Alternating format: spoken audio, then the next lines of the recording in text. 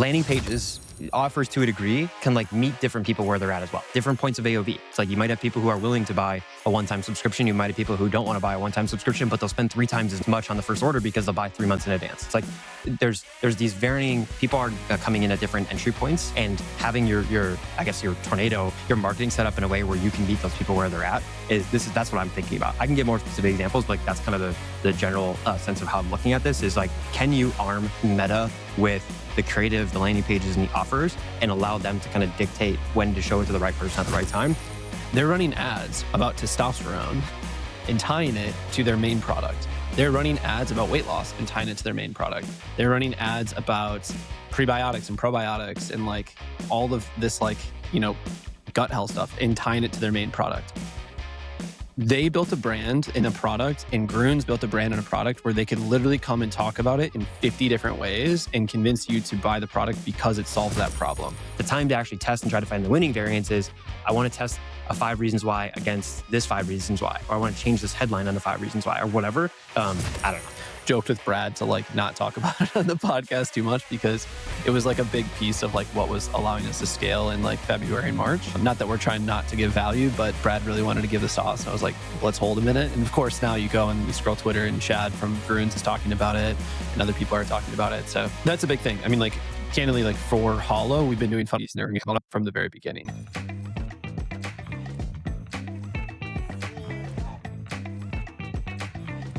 And now, let's take a listen to the Scalability School podcast. Okay, welcome to another episode of the Scalability School podcast. We are so jacked. Nobody else is here, no guests. It's just us. It's just the guys, just shooting the breeze, talking about landing pages, marketing tornadoes, and the return of intentionality. We're making shakes. We got a lot of stuff going. I tell you, I was just listening to the history of Coca-Cola, okay, on the Acquired podcast, and which is a 4.5 hour episode of a podcast. Okay, it's the history of Coca-Cola. Anyway, so I'm 20 minutes in, and here's a funny thing that's noticed. So when they started the Coca-Cola, and they started selling it in soda fountains, this is in the late 1890s. They had the product itself had 4 times the amount of caffeine and sugar that current day Coca-Cola does, and it had fucking cocaine in it. Yeah. So no wonder they were selling this thing. Everybody felt incredible drinking this. I just thought that was insane. Yeah, so so people that's would like come in 200 grams. That's like a proper energy drink. Yeah, they said like it's like Four Loko before Four Loko, right? Like, Yeah, no shit.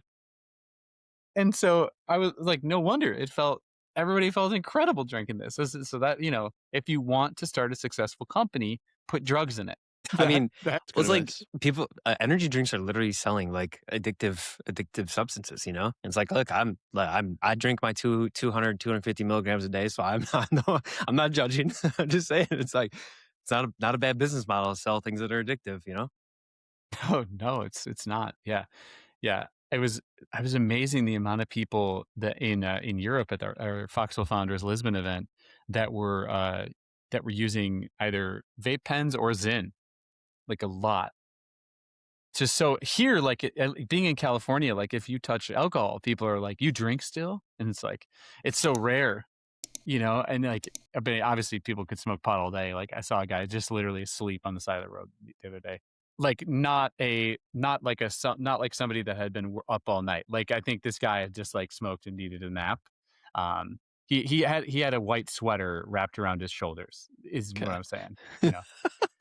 Like a light. Like he probably doesn't. He probably calls the sweater a wrap. Sure. Do you know what I mean? It was an Armani sweater. Yeah. Yeah, it was an Armani sweater. Yeah, the guy was in a Bentley. So it's there you go. Speaking of pouches, Zach, when's Marsman dropping the pouches?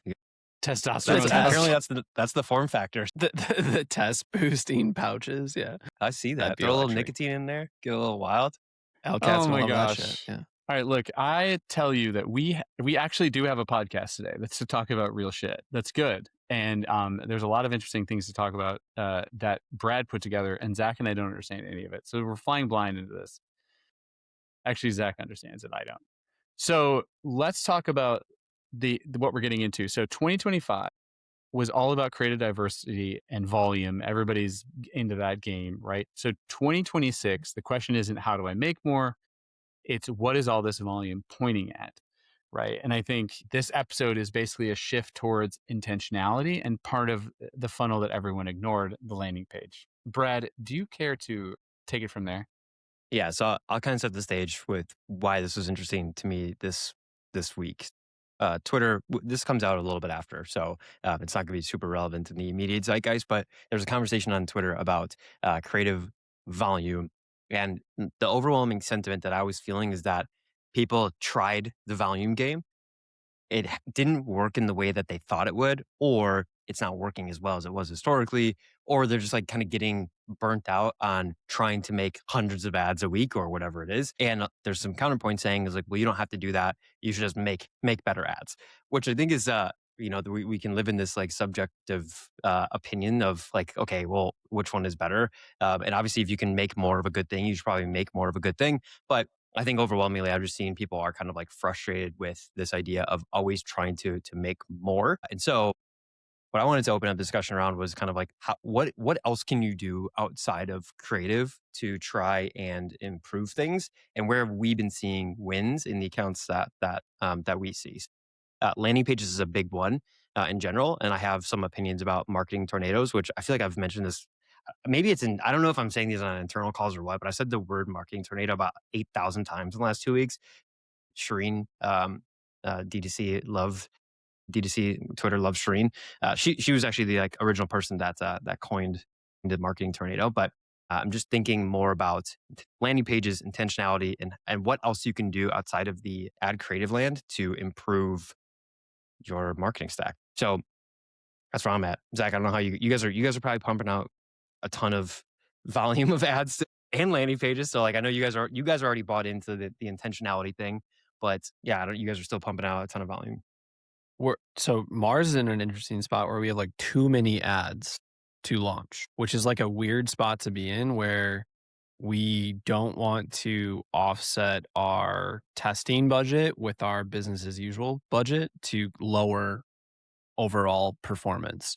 So we're like, the team is like has a massive backlog of just ads, and then the head of growth and head of pay just kind of get to pick what they have the most, intuition of what could work, which is you never know if that's true or not, right? But so I would say even us like hit a point where like my my head of growth of Mars Reheal today was like, yo, we got to stop signing creative agencies. Like we have too many creative agencies, specifically for meta ads. So we're going to probably like, not saying that we're going to go chop a bunch of agencies, but we're probably going to like slim that out, figure out who's got the most scale, and then maybe probably divest into more creative for other channels. So like that's where Mars is at now. I'd say Hollow is definitely still in the camp of like just trying to make the best ads possible. I mean, we're out of like our peak season. So it's like how many compression stocks can we sell and how can we, approach this a different way? So anyways, I would agree with the sentiment that intentionality is like the thing. And we definitely over indexed. Like I would say if we look back like 2 months ago, 3 months ago, we were over indexing in volume big time. And we had to slow down and be like, okay, what the hell are we doing here? And that's candidly why we signed so many creative agencies, because we were like, we just want net new, really interesting ideas to add to the mix, like outside of just our own team kind of like hammering the same concepts. So What are some ways, Brad, in your opinion, or Zach, that you would see marketing tornadoes, which is essentially assuming the same person sees you 15 ways and the job is consistency of message within that? Like, what are other ways that you can do this? I mean, obviously you can do this with meta ads to a degree with different types of ads talking about the same pain points or whatever else. But what are other ways, instead of just looking at like the linear journal or the linear journey of ad to funnel or to land or whatever? Yeah. So I think you can actually think about this from an account structure perspective, and we don't have to spend too much time on this because I don't think that's really the point of the conversation. But even if you think about this from like an account structure perspective, if you go back far enough, it's like, okay, you're running, like I'm talking 2017 far enough. It's like you're running traffic campaigns, you're trying to retarget those people intentionally. It's like you've tried to architect the perfect funnel from creative and targeting all the way from the top through conversion. And so obviously over time, Meta has said, go broad, give us the keys, let us figure it out. And I think people have largely shifted that direction. Obviously, people still have degrees of opinion on how much you should let Meta do that. But from an account structure perspective, when I think about this from like the tornado philosophy, is you want to have ads in particular that speak to people at different parts of their buying journey. I think people are mostly bought into that. I think people realize, hey, you might have a video. I think Mars posted a great founder video today. It was like a really nice done video. I saw you post that on Instagram, Zach. A really nicely well done video. It's like that's going to speak to a certain person. Some of this whitelisting influencer stuff is going to speak to a certain person. But on top of that, it's like maybe you need to have offer ads. Like you want to have ads that reach people at different points in their awareness journey. I think people are mostly bought into that. Where I think it starts to deviate, and maybe this is where it starts to answer your question. Um, Landing pages, offers to a degree, can like meet different people where they're at as well. Different points of AOV. It's like you might have people who are willing to buy a one-time subscription. You might have people who don't want to buy a one-time subscription, but they'll spend 3 times as much on the first order because they'll buy 3 months in advance. It's like there's these varying people are coming in at different entry points, and having your I guess your tornado, your marketing set up in a way where you can meet those people where they're at that's what I'm thinking about. I can give more specific examples, but like that's kind of the general sense of how I'm looking at this is like, can you arm Meta with the creative, the landing pages, and the offers, and allow them to kind of dictate when to show it to the right person at the right time? Because that's kind of the whole point of Andromeda, right? Is Meta spends billions of dollars on GPUs. That's what they want you to do. Yeah, it's like they're trying to do personalization at scale because they want to deliver you the best ad at the best point in time when you're ready to make the most, when you're ready to make a purchase decision. Because then morons like us will keep giving Zuck money. Let me ask a question I think is really interesting that I've been kind of posing to the team, which is how do you set targets of performance based on the type of creative or funnel that you are making the assumption of? So are you going to lower the CPA target or ROAS target if you think it's a top of funnel ad? Or are you going to basically assume all of it has to be treated the same way? Like, I think most people aren't thinking that deep on this, and they're kind of like, maybe they're making top of funnel ads, but then they're like, oh, I killed it. Performance is shit. It's like, well, what was the percentage of new visitor? What was, so how are you thinking about that? I tend to be a little bit more in the camp of allowing Meta to dictate spend between ads. I think what that can mean in the short term is that maybe they're wrong on a couple of here's an example. Like you launch an ad, it has an insane click-through rate, it gobbles up a bunch of spend. 2 days later, it's going to stop spending against that. If you are somebody who has, substantially more hands on keyboard, wants to have full control over exactly what Meta is doing, you probably would have paused it a day earlier than maybe I would have had. But what I think that allows me to do is get these other things that pick up and over time, I think you just notice a shift in how those things, in how ads, landing pages deliver over time. And so I think that's the value of the tornado as well, is if you have these things live, when seasonality changes and all of a sudden an ad that wasn't relevant 2 weeks ago, but now it's hot as balls outside and it's like it's relevant again, that picks back up in spend. Like, am I setting different targets? I think at this point, no, not yet. I think to your point, like where it starts to get tricky is when you're at an insane level of scale where it's like Meta maybe isn't as incremental and isn't making good decisions because it doesn't know that your influencer whitelisted ad is more incremental than the branded ad that's whatever right next to it, but that ROAS looks better. That's where it starts to get tricky. I don't have a great answer for you, but I think it's a good thing to be thinking about. Yeah, I mean, I think starts to get tricky. To your point, Zach, and we were having a discussion in the founders community the other day with a couple of our bigger spenders, and I think if you have the scale, I think you absolutely need to be setting different targets for these things because you have to look, there has to be benchmark, and looking at an account wide, especially if you have a product mix, it's not going to be useful to judge them all the same.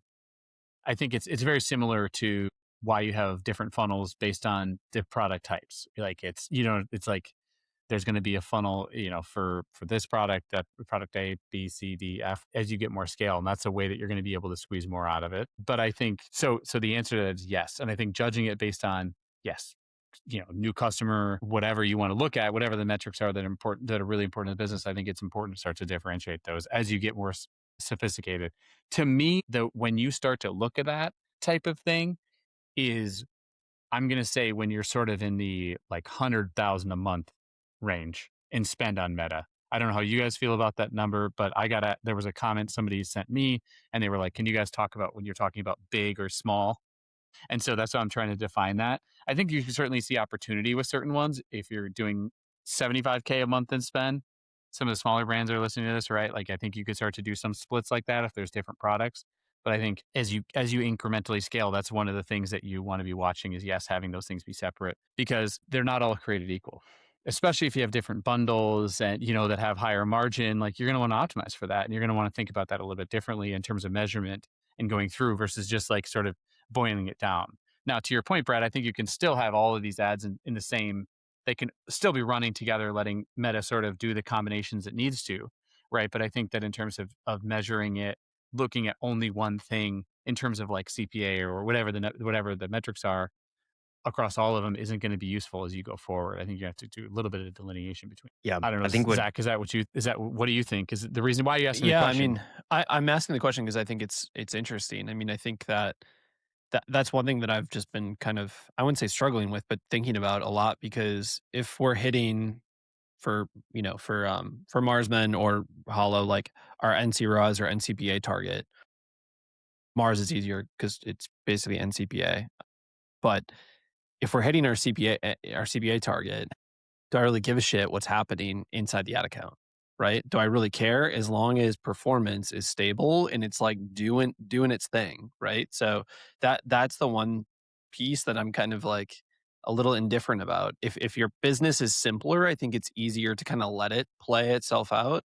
If it's more complicated, to your point, even like Hollow, for example, like we have different funnels with different AOVs, whatever. Like we have to obviously like keep an eye on that. But it's more about like the funnel stage that I think is like the next added layer of like, do I actually step in and get in Meta's way because this ad is spending a shit ton and it's like a static ad that's like a discount ad, or because like CPA looks really good, or maybe it's average for that ad that I know should be bottom of funnel. Should I kill that? Because if it's a bottom of funnel ad that's like an offer ad, it should have a higher ROAS to offset the lower ROAS top of funnel ad. So it's like, how much do you want to play God in that situation? I think is like a really interesting like Yeah, I think thing to mess around with.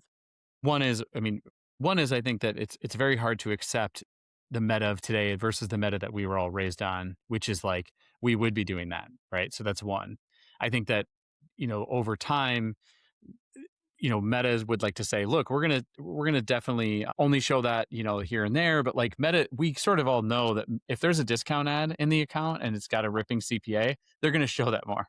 Like it's true, like they're because it's going to optimize for results, and that's what you say your goal is, right? So that's going to be shown more. So I think that there are absolutely instances where, especially with discount ads or with something that's a prime promotion, or you only want to show it to people that are haven't purchased in 60 days or whatever the thing is. Like I think it's okay to separate those things out. Like even if they're not going to hold the incremental scale, and it's not to throw it all together, let Meta decide.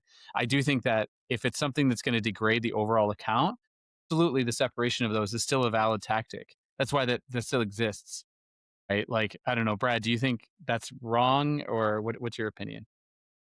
Not to be the cost control guy here, but like that's where cost controls are interesting, if Yeah, nothing that's else, true. is because like if you let's say you do have them in separate campaigns, like you've got your normal kind of evergreen ads, and then you launch a separate campaign for a promo, and you're running both of those things on cost caps.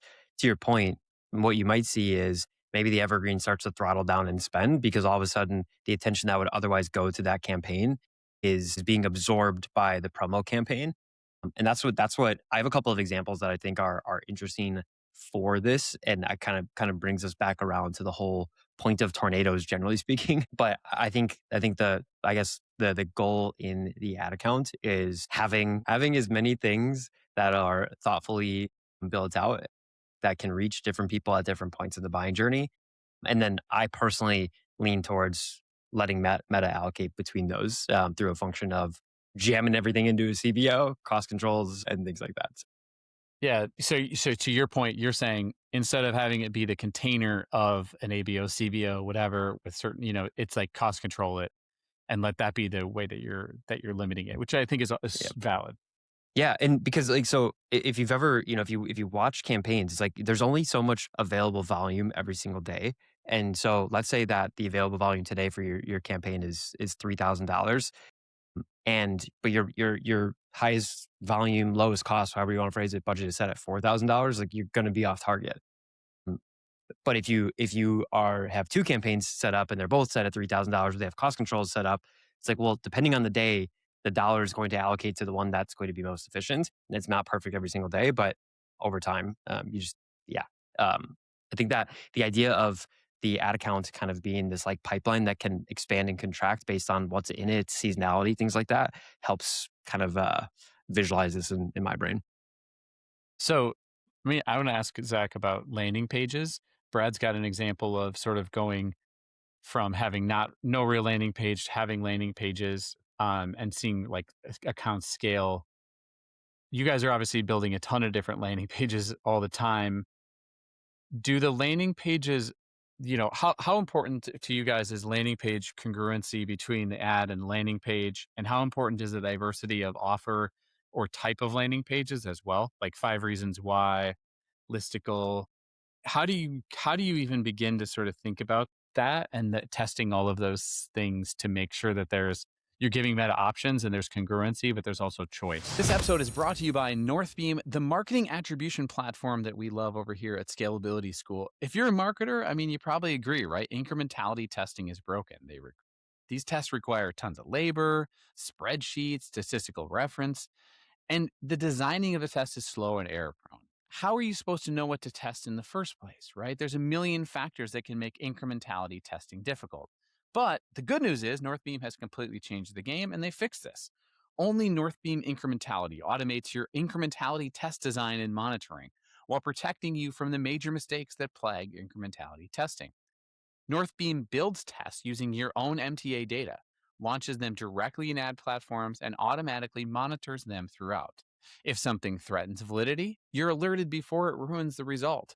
With Northbeam, you can launch tests in platform with a single click, saving you tons of time and reducing any chance for errors. And when the test concludes, your results flow straight into your MTA, meaning you can easily see results alongside the rest of your data. Incrementality was broken. Northbeam fixed it. And there's congruency, but there's also choice. I could talk about this for like an hour, but I think like speed run it. Start with listicles. It's the easiest thing to do. It's the simplest template. It does what the human brain likes, which is like simplifies things down into a step-by-step process, which is why I think most consumers resonate with it, because it's like, what is this thing? Five different reasons, 7 different reasons why you might like this or why it's going to solve your problem or whatever, right? So I always say start with listicles. Still top performer for what it's worth. For Hollow, Mars, like we still spend the most behind them. Then obviously there's like advertorials. I think advertorials are just really hard to do. So I usually tell people to like wait until you like have absolutely optimized the shit out of your listicles. And then there's quiz, which is like, I think a bigger one that more people now on Twitter, especially like in the supplement or health and wellness space, are starting to pursue and rip our quiz off for what it's worth. That's okay, because I think we ripped like a couple other people's quizzes combined to create ours. So all is good at the end of the day. But quiz is a huge one. Like I think not enough brands are building quizzes that should be. If you're a problem solution product at the end of the day, you should be running quizzes. And that could be anything from health and wellness to physical goods to whatever, right? So outside of that, I mean, the congruency piece is huge. I've like joked with Brad to like not talk about it on the podcast too much because it was like a big piece of like what was allowing us to scale in like February and March. Not that we're trying not to give value, but Brad really wanted to give the sauce. And I was like, let's hold a minute. And of course, now you go and you scroll Twitter and Chad from Gruens is talking about it and other people are talking about it. So that's a big thing. I mean, like candidly, like for Hollow, we've been doing funnel congruency from the very beginning, right? Like the business was built on me trying to find pockets and cohorts of customers where we would match the listicle to the static ads. So I've been a fan of that strategy for a long time, but doing it to the level that we are now, even like for Mars, is like super interesting where we have, a pain point or something that we're going after, which might be like dad bods for weight loss for summer. And we're going to have ads match the listicle or ads match the first page of the quiz and then follow through. It's a big thing. The only other sentiment that I would say is we've been testing, and this is like some alpha, is that we've been testing like running a congruent landing page and then putting PDP on the bottom of the page. So there's like one full funnel within a single page. And that's been like ripping. So I think we're going to see more congruent funnels that basically go from ad concepts, angle, hook, whatever you want to call it, positioning to a page that's talking about the same thing to a product page that's talking about the same thing. Because I think what happens is like we used to say, hey, run ad. That's like the angle to a landing page that's probably talking about it, congruency. Then they go on to the PDP, and the PDP is general because you don't want to make a PDP so specific that then it can't be sold to all these other different positions. Now I think it's going to be congruent, ad, lander, PDP, but you can do that all within like the landing page ecosystem because pages are getting so much easier to build. All right, friends, quick break. This episode is brought to you by Northbeam, the marketing attribution platform that we love over here at Scalability School. If you're a marketer, I mean, you probably agree, right? Incrementality testing is broken. These tests require tons of labor, spreadsheets, statistical reference, and the designing of the test is slow and error prone. How are you supposed to know what to test in the first place, right? There's a million factors that can make incrementality testing difficult. But the good news is Northbeam has completely changed the game and they fixed this. Only Northbeam Incrementality automates your incrementality test design and monitoring while protecting you from the major mistakes that plague incrementality testing. Northbeam builds tests using your own MTA data, launches them directly in ad platforms, and automatically monitors them throughout. If something threatens validity, you're alerted before it ruins the result. With Northbeam, you can launch tests in platform with a single click, saving you tons of time and reducing any chance for errors. And when the test concludes, your results flow straight into your MTA, meaning you can easily see results alongside the rest of your data. Incrementality was broken. Northbeam fixed it. I'll stop there. What's interesting, there's like, do we tie this back to being intentional about building a congruent funnel? That's how many times can we say those random words? Like you didn't just start by saying, somebody told me on Twitter to make a listicle, I'm going to go make a listicle. It's like, no, we saw that this specific cohort was resonating with this specific message. And then we watched our ads. We watched all of the ads that were grouped into these categories of this specific persona. So we always use the hunter example historically. So it's like you saw hunters were buying hollow socks, and there was probably a handful of reasons why people were buying those socks. That informed the listicle. And then it just kind of becomes this circular thing of, okay, these ads are informing the landing page can form the ads. And then you can kind of build this cycle of testing and learning within that. But then it's like, there's a bunch of other things you can do. Like that's where I think we had this whole episode on playbooks. Like that playbook episode was like this was months and months ago. It was a preview to this. Cause it's like, once you have hunters ripping, you can go to, I'm just pulling random people out. I don't know shit about hunting.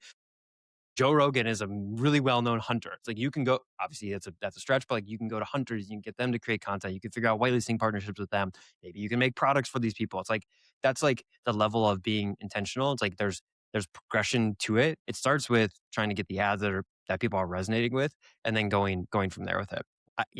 So I'll give you the one example that I have, where it's like it's so obvious that this was meaningful. We came into a brand, they sell high OV beauty product, as kind of where I'll leave that. And they had a great founder ad that was just like crushing. Literally, like the only thing that we did, we were trying to launch ads that could beat it, and we were like getting tiny little incremental wins here and there.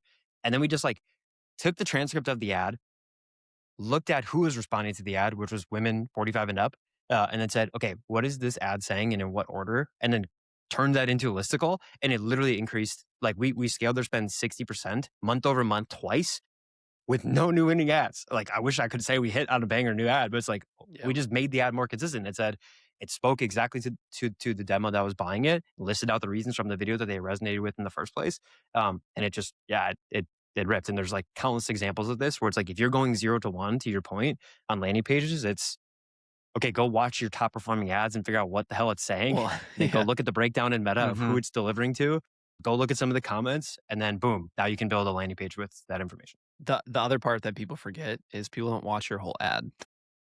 You may tell a story and they get like through chapter 3 and you've got 20 chapters. You know what I mean? So it's like taking the ad and they get a taste of it, like letting them like whatever, get that same taste the second they land on it, and then continue to go through the rest of the story on the page it just makes sense, right? It's like tell them the whole story before they're sold on the product. This is just like something I've been thinking a lot about lately, about like future product ideas, future brands, whatever. And the brands that are crushing. I think a lot of people need to think about this before they start a product or start a brand, or even if they're like looking at their own business, and what to focus on is create a product or sell a product, which this sounds like maybe fucking obvious, but it's just like it clicked the last couple of weeks, that you can sell it with like 50 fucking angles. Like you want the ability to sell it to all these different things. So I'll use iMade as an example because this is one that's just been like tripping me up. They're running ads about testosterone and tying it to their main product. They're running ads about weight loss and tying it to their main product. They're running ads about prebiotics and probiotics and like all of this, like, gut health stuff and tying it to their main product. They built a brand in a product, and Grooms built a brand in a product where they could literally come and talk about it in 50 different ways and convince you to buy the product because it solves that problem. I think this is why Hollow, despite it being like fucking alpaca socks, has worked, is because we take the same approach, which is like, I can sell you these socks, but I will sell it to you how you want to be sold, not like how I think it should be sold. So thinking about products in the future, I think is like not going so tight and so narrow and having the ability to say, hey, we can tie it to all these different pillars, but still land you on the same thing. It just gives a business so much more scale to grow. And like people talk about TAM, sure, TAM is a thing, but it's like, what are your angles, TAM? What is your like positioning, TAM? Like those, I think, are things that not a lot of people think enough about. And that's really where the scale happens. So a little bit of a rabbit hole off of what you're talking about, but I think it's super interesting. Yeah, I think it's huge. I mean, you want to give yourself as many options as possible, and I totally agree with you. On the landing pages that you guys are talking about, outside of taking sort of the copy of the ad and re-explaining it and things like that, talk to me about the components of what you've seen with winning landing pages. Are we talking about, is there a nav bar? Is there, is it built for mobile first? Like, are there some components of here? Like, does it make the buy box, or subscribe? Like, does it ask for an email first so that there's a CAPI signal? Like, what are some pieces of this that you've seen that are more successful? I'll go on a couple things that stand out, and I think Zach, you've probably mentioned some of these in the past, but like I click on a lot of ads from people that I recognize on Twitter because like they pop up in my feed. The amount of times I've seen a comparison chart at the top that looks exactly like Hollow's, like not even changed colors, is incredible. But the comparison chart at the top of like a listicle page is like a nice little like summary view, whether it's comparing it to a direct competitor or like alternative options. But it's kind of like resonating with the ad. I'm struggling to think of like an immediate example off the top of my head, but obviously the headline is extremely meaningful, but then having that like summary view, whether it's a little bit of like a TLDR and it's extension of what the messaging is in the ad, but that like a comparison chart literally directly at the top of a listicle consistently works pretty well for us, especially if it aligns with some of the messaging in the ad. Like if I go back to the product that I was previously talking about, at the top of their page, it's got a comparison chart to alternative products. It's like there's two distinct reasons why somebody might buy this product. It's either because they're concerned about like how they look or about their eyesight. Their competitive products don't solve both of those at once, but this product does. And so that quickly addresses it in that comparison chart before you actually go and consume the rest of the page, which details it. That's like one of the things that I've seen consistently showing up. Something that I will say is a lot of brands aren't like telling the story of their offer well enough. They like put it maybe in like the little top bar and it's like you scroll through that, or like maybe there's a tiny little call out in the hero section of a page, or it's all the way at the bottom. I think teasing that more throughout the page, I think is helpful. And not a lot of brands are thinking about that. So I would say that's something that we've tested recently that's like helped a lot is actually like bringing that offer language more to the forefront to kind of like keep them compelled. It's like, yeah, you can learn this, this, this. Also, you get this offer while you learn this, this, this, and then shop now. So it's like, that's just one other sentiment I guess I'll share. But outside of that, go for it, Brett. I was gonna say, are you guys like, I don't even know where this would show up, but like when you get people on subscription and you want them to be sticky, like in the case of like Mars, are you thinking about in the ads or landing page or pre-purchase, like how, hey, in the first 30 days, I know you guys, I think there's like, everybody's ripped off the timeline thing too. Like the timeline is like by day 3, you're going to see this, this, and this. So are you guys like pre-positioning to say like, hey, the first 30 days you might feel something, but like by day 90, that's when you're really going to see something. So try to like plant the seed ahead of time. I don't know how you'd even measure that impact on retention, but kind of like planting the seed that yes, you'll feel solid in a couple weeks maybe, but really by month 3, month 6, month 12, like that's where you're going to see the meaningful impact. Does that show up on your pages? That ties in with the offer piece too, right? It does, yeah. Another thing I've been thinking a lot about is just like how do we get people compelled to use the product for 90 days? Because that's where you're going to get the best results. And we've played around with like showing a 90-day or quarterly subscription or not, and like for us, it just doesn't make as much sense. Some brands justify it. I think that more should audit if they should do quarterly or not, and actually look at their contribution margin by month and payback period and ability to scale faster if they don't defer revenue. But yeah, I think like we use it and we kind of try to tell that story, and we've taken some of those elements. Those are more, I think, PDP elements from our end than they are like, do I need to tell this person they need to take it for 90 days while I'm trying to educate them before I sell them? I think a lander sometimes, like, that's where it's like, if you're going to try to do the one shot, what Grunz used to do, which is basically like shoot everyone to the grunz.co, their homepage, and just like all traffic goes there. You've got content, learn, and then shop. I think if you're going to do all that in one experience, or like a Primal Queen situation where it's like all in one experience, I think that makes sense to then add that. But if it's not, I would probably move that content. We've tried it; it just hasn't really made an impact. I think it's like convincing someone that they need to do something for 90 days before they've even seen the price is like maybe not as ideal. But That's that's just my take. No, it makes a ton of sense.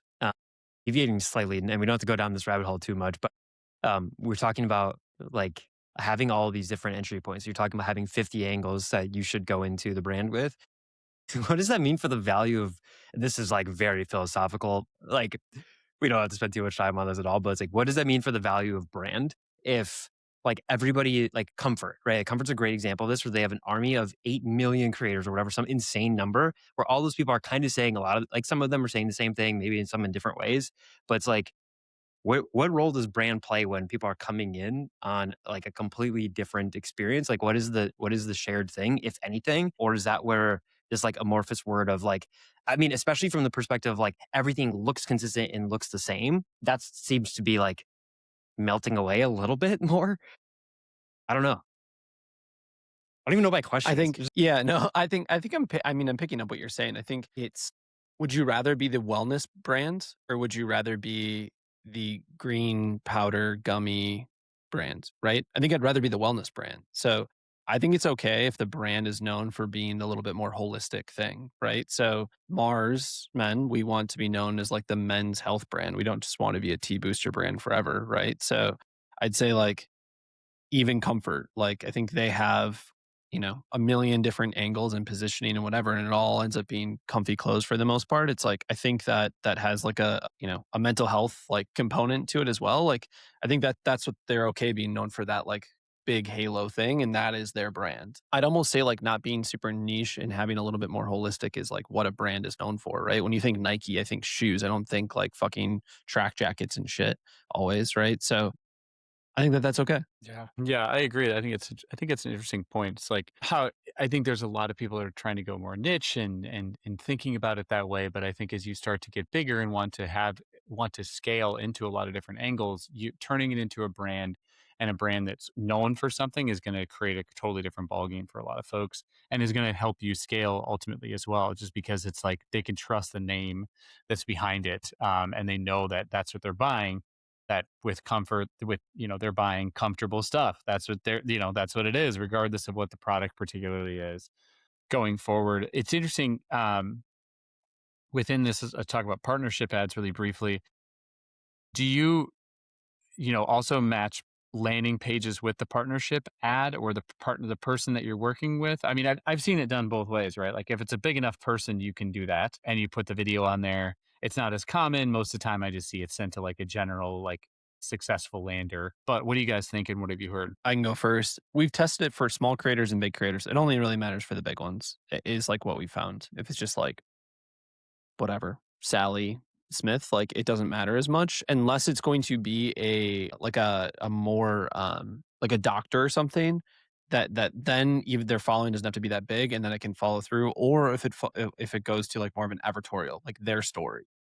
But if it's like a listicle and then it includes Sally Smith, like doesn't matter as much. But if it's like a celebrity A, B, C list celebrity, like I think then it can usually carry more weight. And that's what we've seen in performance. Yeah. I'm I haven't done a ton of this, but this could be an interesting segue into kind of having a bunch of different landing pages live at once. But we've got brands where they have like an advertorial or like a page that's the founder's story, and it's coming from attached to the founder's ads. Has not historically been the top spending landing page at any given time, but it does a really good job at like capturing additional volume from maybe people that are a little bit further down the funnel and they've already been to the listicle page. Maybe they've seen a couple of ads. So haven't done any crazy testing on that. Something I'd like to do a little bit more of, but the founder advertorial kind of page is one we've seen some solid success with. I'm just gonna go back to this point I was making Yes. earlier. Okay, so I think I maybe used to say, and I will change my perspective on this, that having like this niche that to go after is like the best way to build a business. If you want to build a $10 million business like in ecom, that is a great opportunity to go do, right? It's like have this thing to go do. But if you're trying to build a big 9-figure business, you need the ability to like really broaden that out. I'm in Atria right now. I don't know if this is against a sponsor. If it is, beep that name. But I'm in Atria looking at IM8's ad angles, and it's fucking crazy. It's like they are talking about, let's see here. They're talking about cellular support. They're talking about naturally like declining with like things naturally declining with age. They're talking about improving guts. They're talking about stress management. They're talking about like so many muscle recovery. Like it's just like the broadest ability to talk about all these things.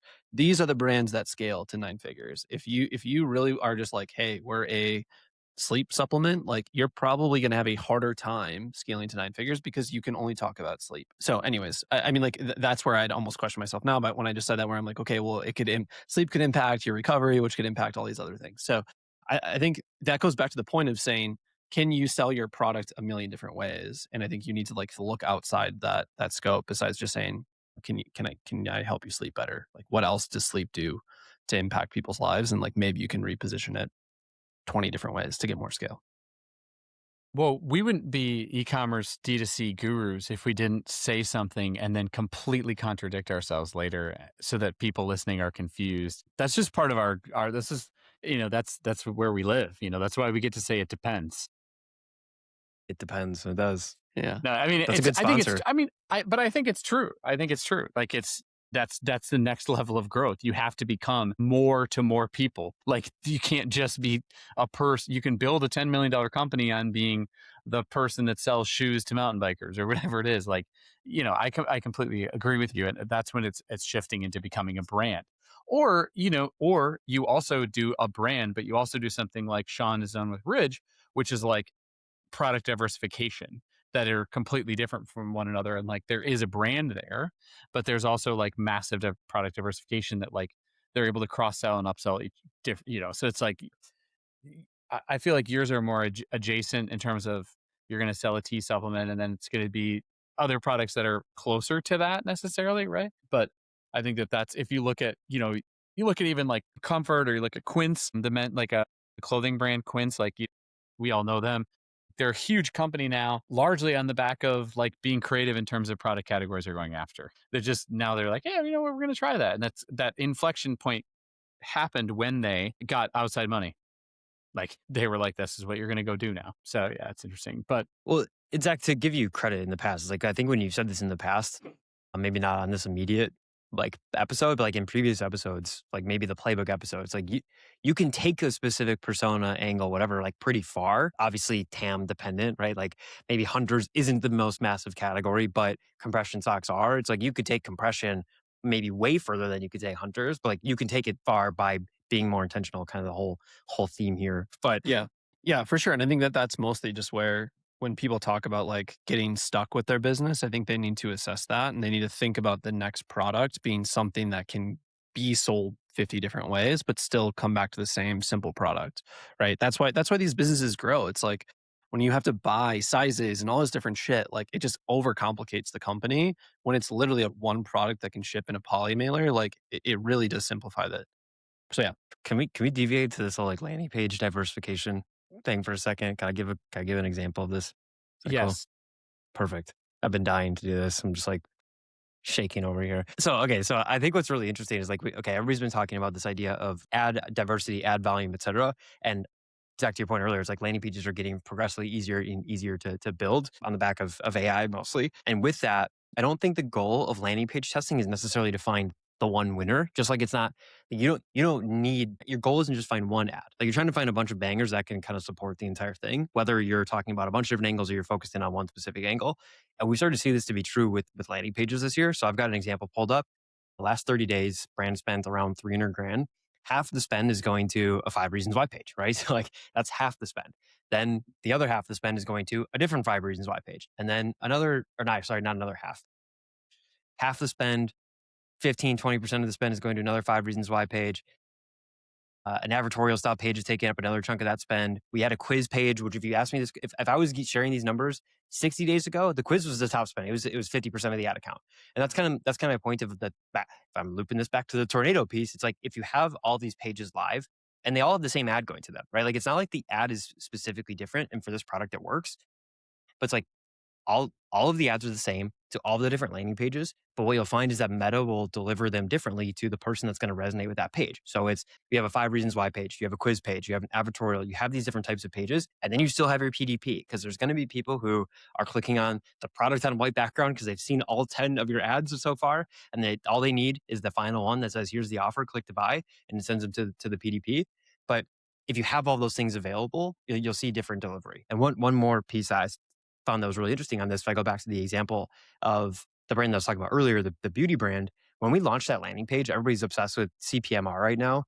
They were able to scale their spend and CPMR went down as a result of this page, because all of a sudden this ad is more relevant and Meta knows it. The ad's more relevant. People are going to convert better and there's a better experience overall. So they're going to give you that little back tap in the auction to like say, cool, we like this. Like, this is great. Like keep going. So a lot of points in there, but I think you can have, you're not just trying to find one winning page. Like you're not testing your PDP versus your landing page. You can have them all live. Just like let them all live and let Meta allocate the spend between them, is my opinion. The time to actually test and try to find the winning variance is, I want to test a 5 reasons why against this 5 reasons why, or I want to change this headline on the 5 reasons why, or whatever. I don't know. I'm just dying to share that. You're I think spot you're on. right. You're spot on. I mean, I'm looking at Mars Landers, which just has more scale than Hollow now. So I think it's just interesting to call out 29 pages have gotten spent in the last 14 days.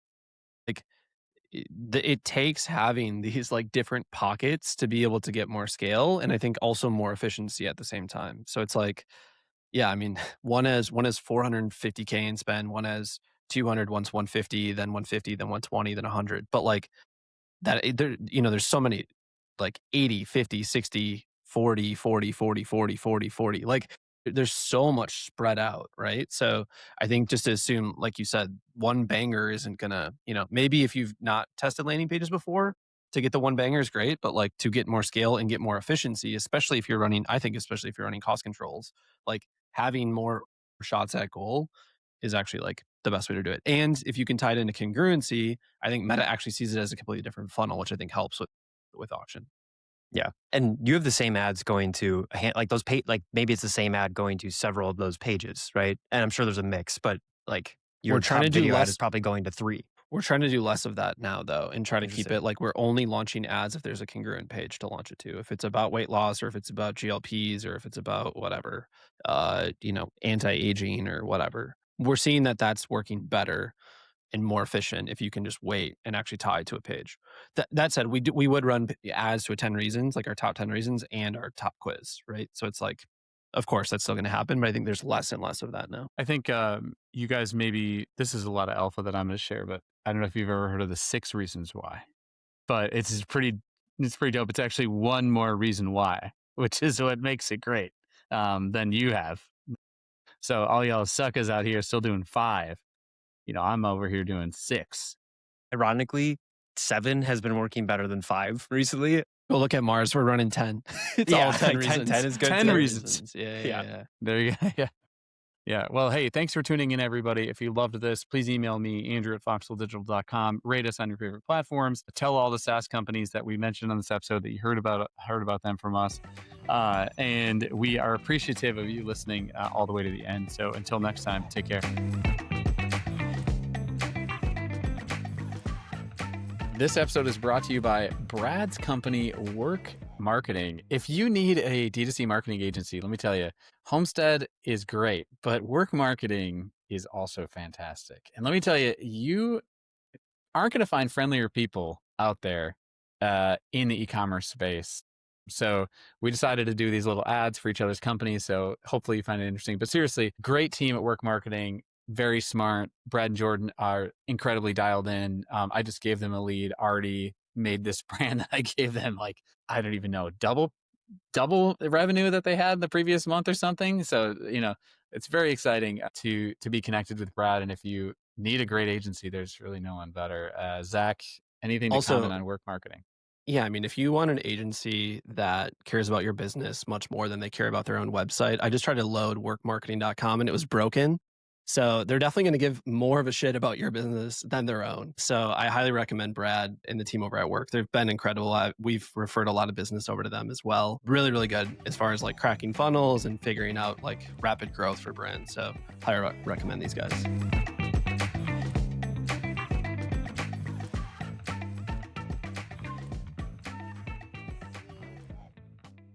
The only way that we grow this podcast is by you sharing it with your friends. Honestly, like reviews kind of don't really mean anything too much anymore. They're really meaningful, but they don't do a lot for the growth of the podcast. And so sharing YouTube links, sharing Spotify links, sharing Apple, whatever we call it under the podcast app now, anything you can share, the better we're going to be. Guys, anything else you want to say on this? Yeah, please go check us out on YouTube. Rack up those views for us. We'd love to see it. And then subscribe. Make sure to subscribe on YouTube as well. And I relentlessly refresh the YouTube comments because it dictates my mental health for the day. So please say something nice about all of us. Thank you, everyone. Thank you for listening, honestly.